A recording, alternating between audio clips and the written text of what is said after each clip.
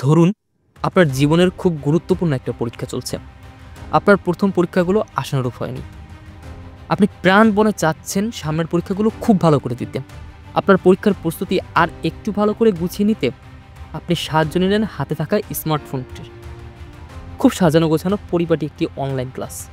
আপনি ক্লাস শুরু করলেন, কিন্তু ক্লাস শুরু হওয়ার কিছুক্ষণের মধ্যেই আপনি উপলব্ধি করলেন ক্লাসটি ধীরে ধীরে রূপ নিচ্ছে অসামাজিক উষ্ণ নীল চলচ্চিত্রে। ঘটনাটা আপনার কাছে মনে হতেই পারে কোনো বাংলা চটি বা পশ্চিমা বিশ্বের নীল চলচ্চিত্রের একটি গল্পের অংশ, কিন্তু না, এটি হচ্ছে আপনার আমার ভালোবাসার বাংলাদেশে সম্প্রতি ঘটে যাওয়া অনলাইন পাঠদান ভিত্তিক একটি প্রতিষ্ঠানের গল্প এটি। এইটুকু শুনেই আপনাদের মনে প্রশ্ন জাগতে শুরু করেছে, এরা এসব কেন করে? এদের পরিবারের লোক কি নেই? তারা কি সব দেখে না? ইত্যাদি ইত্যাদি। আসুন তাহলে এক এক করে উত্তর দেওয়া যাক। প্রথম প্রশ্নে আসা যাক। এর উত্তরটা খুব ভালোভাবে বুঝতে হলে আমাদের জানতে হবে সোশ্যাল মিডিয়া অ্যালগোরিদম সম্পর্কে। সোশ্যাল মিডিয়া আমাদের সেই ধরনের ভিডিওগুলোই দেখায় যেগুলো আমরা বারবার করে দেখতে চাই। আর এর মধ্যে স্যার ম্যাডামের এসব কাণ্ড হলো তো কথাই নেই।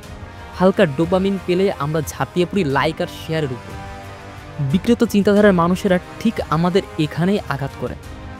তাদের লাগবে ভিউ কামানোর জন্য তারা তাদের সম্মান নষ্ট করতে দুবার ভাবে না। চ্যানেলকে সবার সামনে উপস্থাপনের সবচাইতে সহজ উপায় হলো নিজেকে মঞ্চের জোকারে পরিণত করা। এসব বিষয় তো নতুন নয়। যেখানে সিদ্দিকের মতো চোরকে পুলিশ গার্ড দিয়ে ফুটবল খেলার প্রধান অতিথি করা হয়, হিরো আলমের মতো লোকের সাথে সেলফি তুলতে মানুষ মুখ থুবড়ে পড়ে। মিডিয়া ব্যস্ত থাকে প্রিন্স আর লায়লার ফাত্রামি নিয়ে। সেখানে অনলাইন ক্লাসে এসব দেখা অবাক করার মতো কিছুই নাই। আমাদের সময় অনেকটাই পার হয়ে গেছে। এসব বিষয়কে নিয়ে মাতামাতি না করে ব্যাপারগুলোর উপর কঠোর হতে হবে, কারণ সময় গেলে সাধন হবে না।